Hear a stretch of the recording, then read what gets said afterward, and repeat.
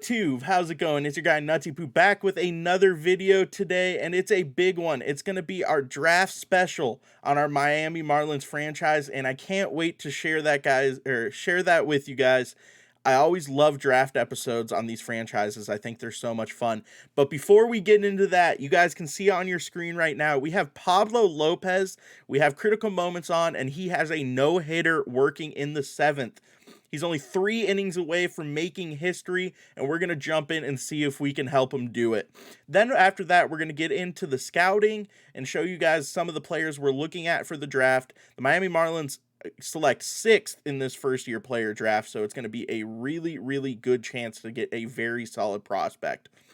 So we'll get into that, and then if we have a little bit at the time at the end, we might player lock a game with one of our big prospects, either Max Mayer, Jesus Luzardo, one of those pitchers, Eury Perez too, if we have some time.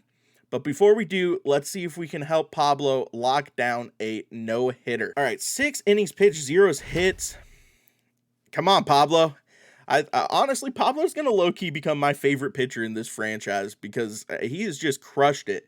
He killed it in that first start we had with him. Now he's going for a no-no. 7th inning. I'm going to be honest, Colorado, not the place you want to be fighting for a no-no. Wow, gets the call there. All right, let him roll. If we do give up a hit, though, we are going to simulate the rest of this game out. I'm just here to try to get the no-hitter. Oh, let's go. Big play by the third baseman. Gets it over. That's out number 1 in the 7th. Let's keep it rolling, Pablo. All right, Chris Bryant now. Let's go cutter up and away. And he rolls over it to Rojas. That is a quick out number 2. Let's go. Sam Hillyard coming up now. Let's see if we can get him to roll over a sinker away. He does not make solid contact with that. Is able to foul it off. Give him the slurve down and in. Please don't leave it over the plate. Doesn't quite get that. That's okay, though. Let's see if we can throw him the sinker down and in. Good pitch. Oh, Rojas is able to get it down. Unfortunately, that's going to break up the no-no, though. Gosh, dang it. That is painful. We are going to go ahead and simulate the exit the rest of this out, see if we can at least get the win. We do close it down 2-1. Pablo Lopez goes 8 innings, does eventually give up that hit. That is painful. Let's get into the draft. That's the reason you guys are here, but Pablo Lopez, that was too good to pass up, man. All right, back out real quick. Let's go ahead and take a look at some of these players that we're going to be looking to pick up in this draft. And we're going to go ahead and start with these blue chip prospects. For any of you guys who haven't played franchise or don't know franchise, anytime these players have a blue chip around them, that means they're going to be pre-scouted, but they're the best of this draft. It doesn't mean there aren't players later in the draft that can have super high potentials or be super good players, but these are like the consensus scout picks that would be considered the first 10 to 15 picks. There's actually a lot of blue chip prospects in this first player draft. Super, super surprising. Generally speaking, how I like to draft, I like to pick players with close MLB ETAs. Unless I have to, I don't like going for these 2026 plus type guys. Generally, you're going to take a hit to the potential of these closer to ETA guys. But ultimately, I want to get them to the majors, and I want them to be able to help the team quicker, and I'm willing to trade off a little bit of the potential to do that. So these are the guys that we're going to be looking at that number 6 overall pick. Leonardo Ortega, he's a center fielder, 2024 ETA, grades out at an 80 potential, 65 overall, 80 contact left. And any of you guys that don't know, scout grades are ranked from 20 to 80. So if a player has an 80 grade on a attribute, that means he's top of the class basically at that attribute.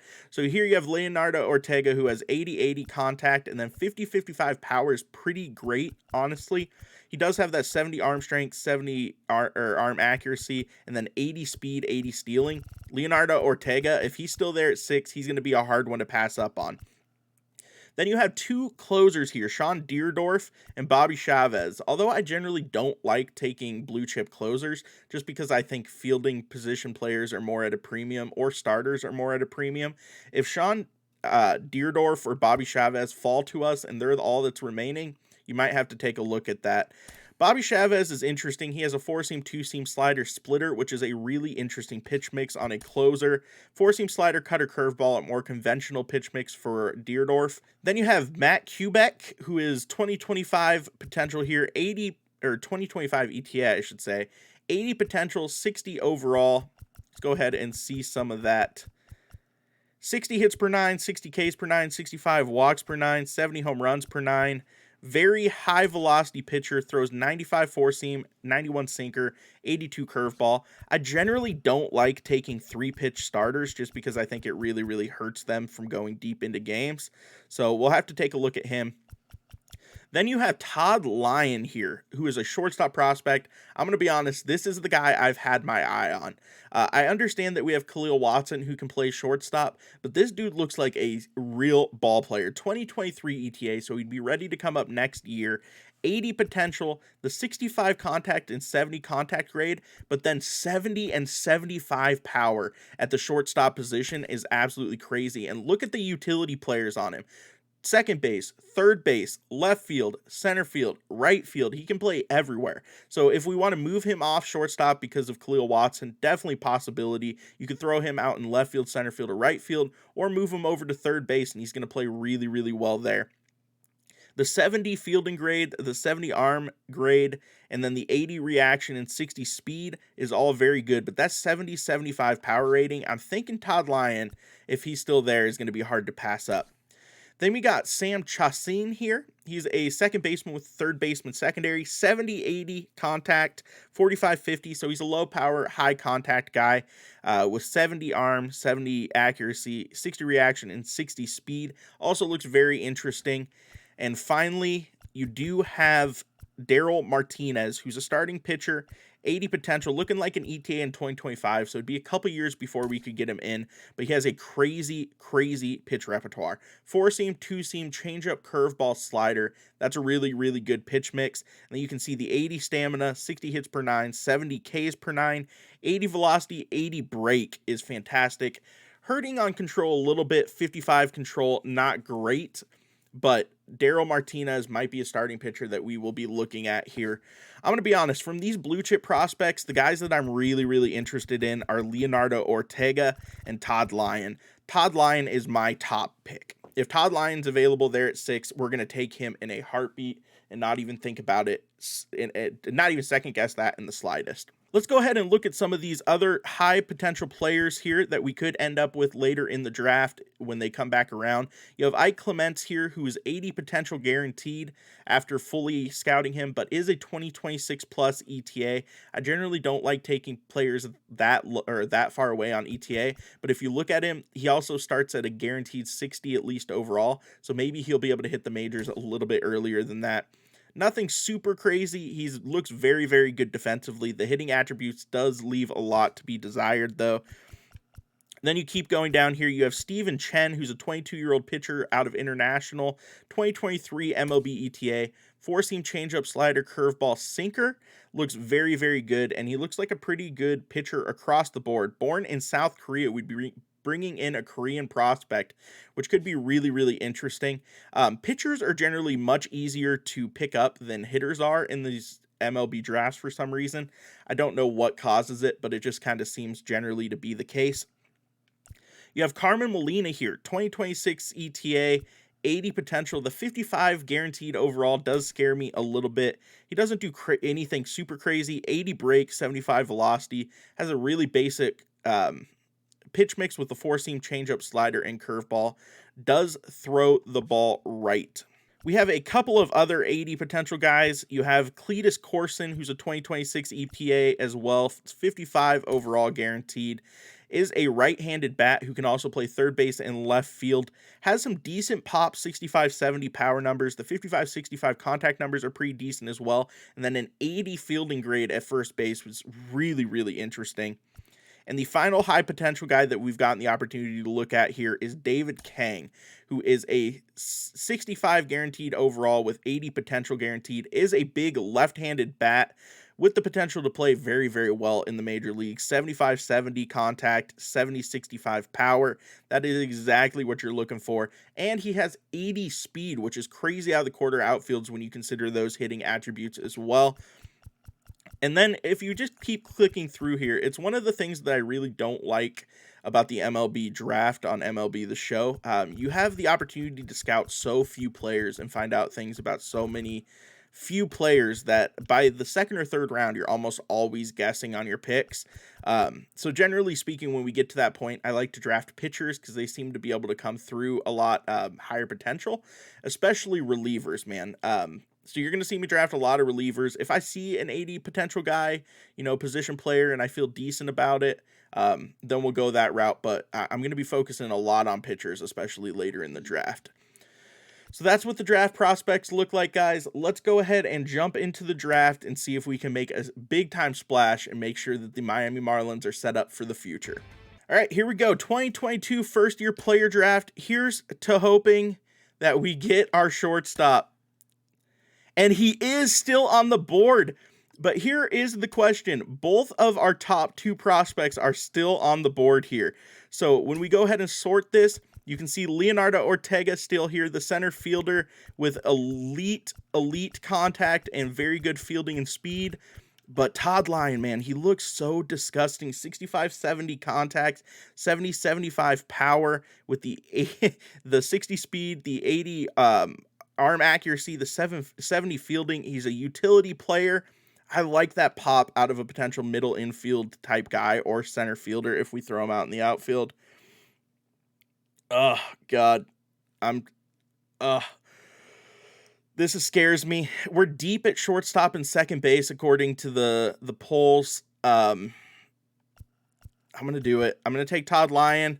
I liked him ever since I saw him on the draft chart. Todd Lyon, welcome to the Miami Marlins. Fingers crossed that pick ends up coming in clutch. And now we are up for our round 2 pick. Let's see who is still available. Is there anyone that we had the opportunity to scout, hopefully? There is 2 guys. You have Carmen Molina, Chen. Chen's a really, really interesting. You also have Freddie Quinones, who is a guaranteed 80 potential. He's 2026, though. Really good contact, not great power, doesn't really field very well. Looks like he would project maybe as like a first baseman. Generally, I would go with the position player just because position players are harder to draft than pitchers, in my opinion. But Chen, 2023, 80 guaranteed potential, 65 overall, really good pitch mix, right-handed arm, 75 velocity, 70 control, 65 break, 80 stamina. Chen, welcome to the Miami Marlins organization. And now in round 3, it's going to be a complete and utter guess because, Carmen Molina is still available, though. Here's the thing about Carmen Molina. He's a right-handed arm. He has low injury risk. But the thing about him with that 80 break and 75 velocity, if I wanted to, I could convert him to a reliever super, super easy. And the fact that we know he's a guaranteed 80 potential means I have to grab him. Honestly, the fact that we scouted another guaranteed 80 potential, that means we have 3 80 potential players at least in this draft, which at the end of the day is really all you can ask for. I do feel like we are lacking at catcher, especially in our lower tiers, like our AA and AAA. Minors is what I was trying to say there. And the interesting part here is you have a right-handed bat who has 80 projected power right and power left. Not a very good fielder, but catcher, man. 22 years old, projected 2023 ETA. We're going to take Miguel Cruz here in the 4th round. I like that pick. I really, really do. Here's to hoping that pick ends up playing out. Here you have a starting pitcher, 4-seam changeup, knuckleball. A knuckleballer? Jeffrey Varela, he looks like he's, right now, it shows as an 80 potential. He's not going to be an 80 potential. But the opportunity to potentially have a knuckleballer on the squad, I think, is too much to pass up. I'm gonna keep it a buck with you guys. I'm picking this player 100% because he has a knuckleball. We might end up throwing him into the bullpen because he only has 3 pitches, which I don't like rolling with as a starter. But as a bullpen arm, that could end up being really, really, really solid. All right, so this will probably be our last pick of the draft. Do we have anyone who's guaranteed high power? 60 potential, 2026, Carmen Molina. This is probably where I just look to pick up a bullpen arm. 4-seam cutter, curveball, slider, 75 velocity. I don't hate that with potential 75 potential. Yeah, we'll go ahead and take Ozzy Gonzalez, 18 years old, could be a good bullpen piece for us, and that should be the end of the draft. Let's go ahead and take a look at our draft picks to see if we did well or, we have to go back to the drawing board moving forward. Oh my goodness.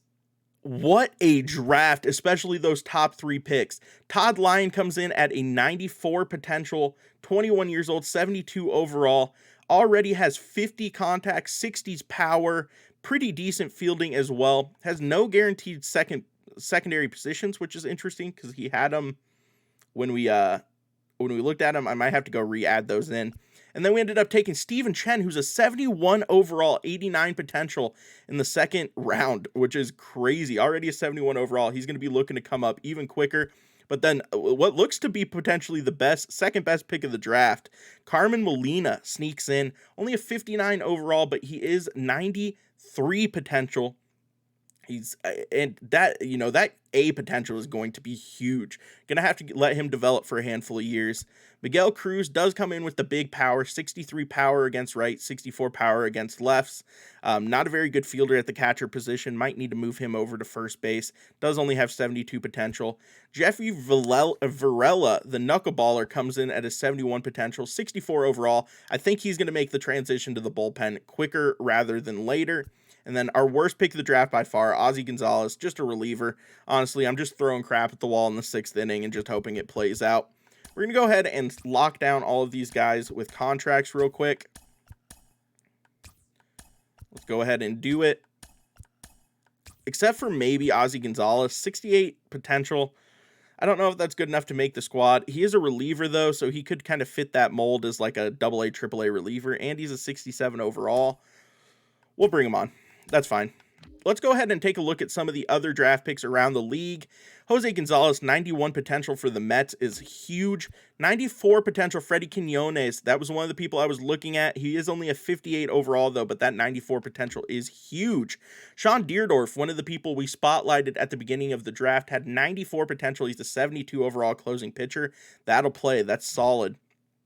Samuel Reyna, third baseman, 94 potential as well. Only 55 overall. It's going to take him a long time to hit the majors. The Reds have a terrible draft. Brian Padilla, not a bad third-round pick for the Brewers. Sam Chasen, the second baseman we looked at, 69 overall, 92 potential. That's a great pickup for the Pittsburgh Pirates. 89 potential in the 4th round, Dan Frazier. That's solid. Cesar Silva, the first baseman, 47 overall. Not good, 91 potential, but he's probably never going to see the majors because of that low overall. Bruno Peralta, 63 overall, 93 potential out of the Rockies. Honestly, who I'm looking forward for here is that center fielder we were looking for. Jeffrey Leon, 53 overall, 92 potential. That's solid as well. Cletus Corson was another person we had looked at early in the draft process. 87 potential, 59 overall. That's not terrible. Has the potential to hit at some point. Matt Kubek was another person we looked at the beginning of this video. 91 potential, 63 overall. Where is our center fielder that we were looking to draft? Bobby Chavez was a 99 potential? Oh my goodness. Thomas Wilson, 94 potential there. Daryl Martinez, another pitcher we looked at, 92 potential. Leonardo Ortega, there he is, 68 overall, 96 stealing, 86 speed, 71 contact, and 80 contact already as a 22-year-old, 91 potential, 68 overall. I'm going to be honest, I think we did better there. I think we did better. I'll take that, man. I will honestly take that. Lance Hollander, a nice catcher prospect there. Todd Lyon, 94 potential, 72 overall, comes in as one of the best shortstop prospects already. Once again, I don't think he sticks there, especially with the 56 fielding. Maybe you move him over to third base. let him develop a little bit more as a hitter. Also, you could potentially move him into center field. 64 speed is not going to play out very well in center field. You have Avasale in right field, and you have Jesus Sanchez in left field. I'm going to have to look at third baseman for Todd Lyon, honestly. That won't block Khalil Watson. We'll go ahead and take a look at that. But that is the draft, guys. I hope you guys enjoyed that. It's only a 20-minute video so far, so you know what? Let's give you guys some more. We're going to go ahead and play a game real quick with one of our big rookie, or not rookies, one of our big prospects. Who do we want, though? You have the opportunity to go Eury Perez. You could go Edward Cabrera. You could go Max Mayer. Let's go Eury. He's absolutely flying up people's boards. A lot of people are really, really expecting him to pop off as a big-time pitcher over the next couple years.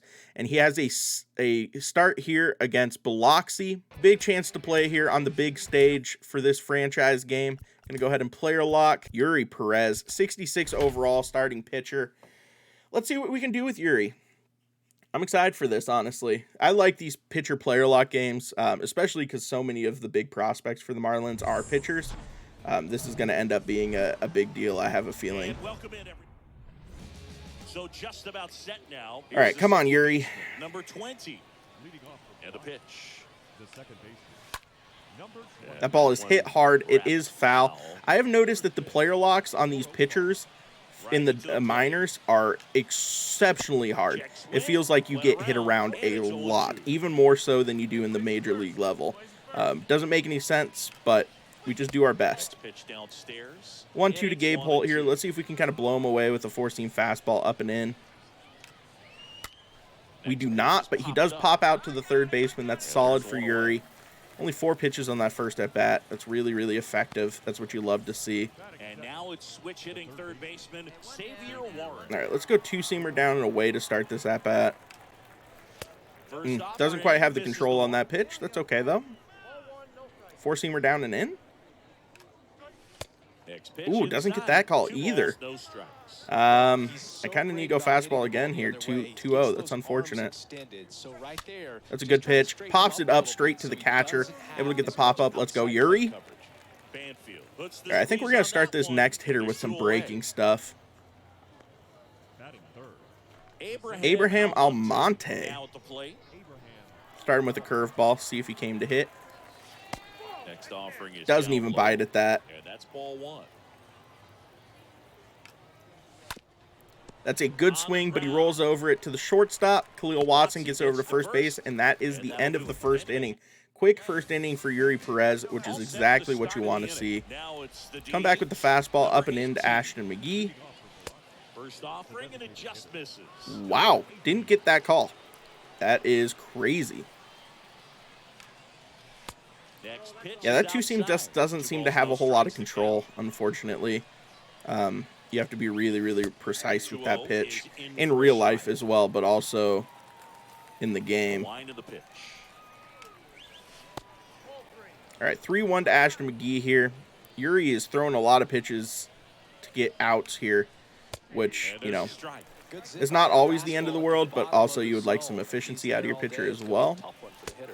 Whew, gets the strikeout, though. Blows that right past Ashton.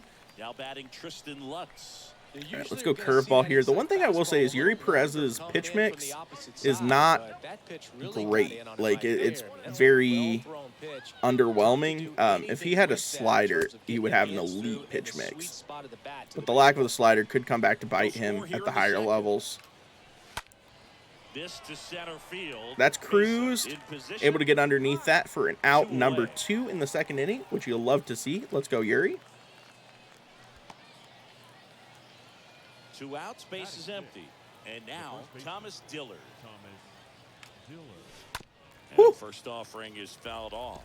Okay. Lineup's going to have to find a way to make him work a little harder out there on the mound. I mean, he is just mowing them down. Oh, gives up his first hit in the second inning. That was a good pitch. That's a hell of a swing.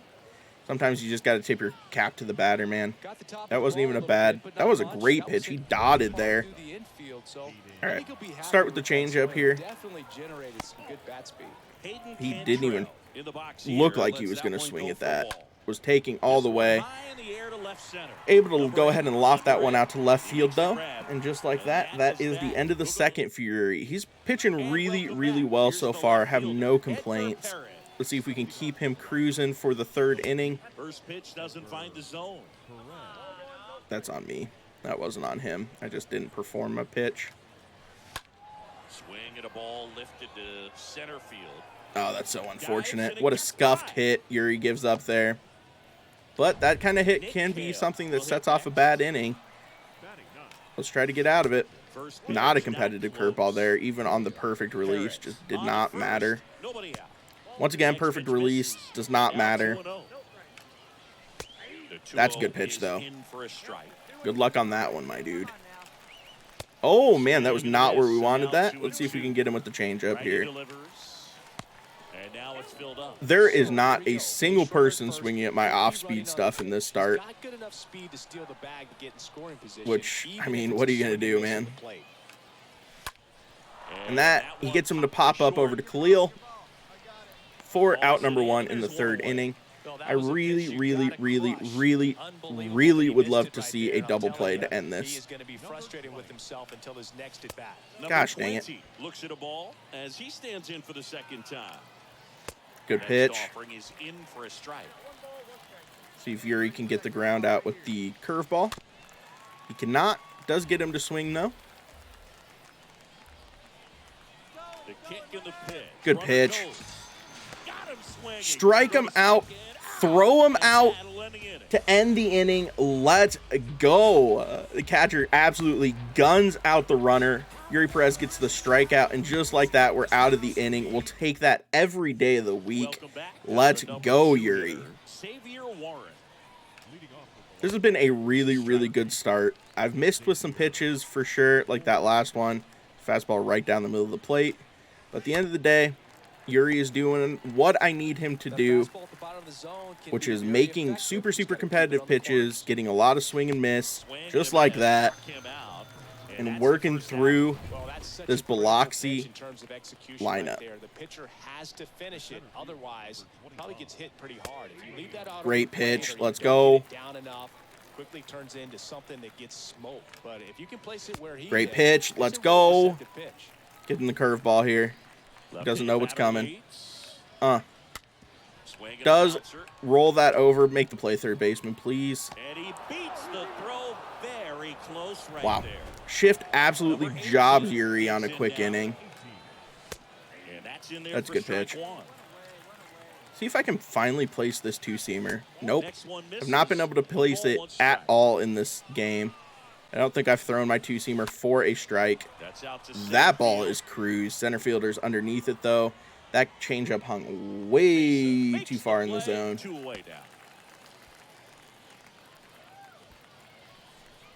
All right, Tristan Luck's up next. Great pitch for Eury. I really want to get this two-seamer in for a strike. That'll do it. It's not the greatest place to throw a two-seamer, but it's not terrible either. Come back with the curveball now. Just spits on it. Does not even look to swing. Does get him to swing over that. Goes to second base to get the final out of the fourth inning. Eury Perez, very, very, very good day so far. And he still has plenty of energy. You can see this going deep. That's in for a strike. Man, I mean, nice job just presenting it to be better than it actually was. Oh, wow, we don't get that call. Okay, ump. Kicks and fires. Obviously did not stay at the Holiday Inn Express. That's going to be a problematic swing, though. That's going to be extra bases. Maybe 3. Nah, looks like it's only going to be 2. Second base. The tying run is on with a leadoff double. Well, that was an important at bat in this game, so a great job there stepping up to the challenge. They got a pitch. Good pitch. All right, really, really need to get out of this inning without giving up a run, if possible. And the barrel was so on plane with the ball.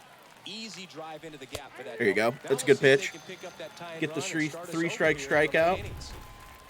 The 3-pitch strikeout is what I meant to say there. Nope. All right, Hedbert Perez, 362 average with runners in scoring position this year. Here's to hoping we can keep him off the base path. Good pitch. I'm going to throw him another fastball. He hasn't shown he's on it. There you go. He watches it for strike number 3. Perez might get out of this inning after giving off the lead off double. Oh, that's going to get through. Payne. Throw him out. Gun him. Gun him. Nope. Throw is offline, and unfortunately that is going to score a run. Eury Perez gives up the first run of the game. That is frustrating because I feel like he's pitched very well. Not on that pitch, he didn't. Ball number 1. Get me out of this inning, please. Oh, man, that's cruised out to the left fielder, though. He makes the play, and that is the end of the 5th inning. I wouldn't be surprised if this next inning is Eury's last in the game. Generally speaking, it doesn't seem like minor league coaches really let you go more than 6 innings unless you are really, really, really cruising. And Eury's not had a bad game. Obviously, he's only given up 1 run, but I don't know if that's going to be good enough to stay in the game past the 6th inning. Next offering is downstairs.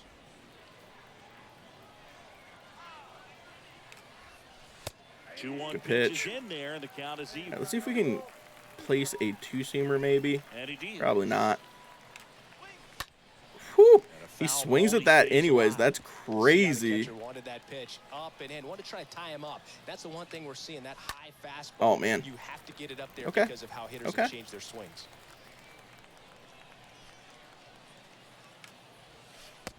Wow, lays off of that. Goodness. Does get the strikeout there, though. Eury's only thrown 70 pitches through 6 innings, or I guess not through 6 innings yet, but almost through 6 innings, which is, you know, not the most efficient pitching game in the world, but it's not terrible either. I do feel like I've had to become very reliant on the fastball in this outing. I just don't feel like I'm able to place very many of my other pitches where I want them to go, which is understandable. Obviously, Eury's still a very young arm. It would make sense he still has some seasoning to do down in the minors. That was a really good pitch, though, that the ump just absolutely shafted me on. Fastball up and in has been very effective to these Biloxi hitters. Give the fastball down and away now. The 2-seamer, though. Good movement on that. Able to move it off the plate. McGee swings over top of it. Gets it foul. Oof. 3-2. Come on now. Finish this up. Let's go, Eury. Great pitch. Eury blows it past McGee to end the 6th inning. Let's see if we get to come out for the 7th. And we do not, but that is a great game out of Eury Perez. We're going to go ahead and simulate out the rest of this.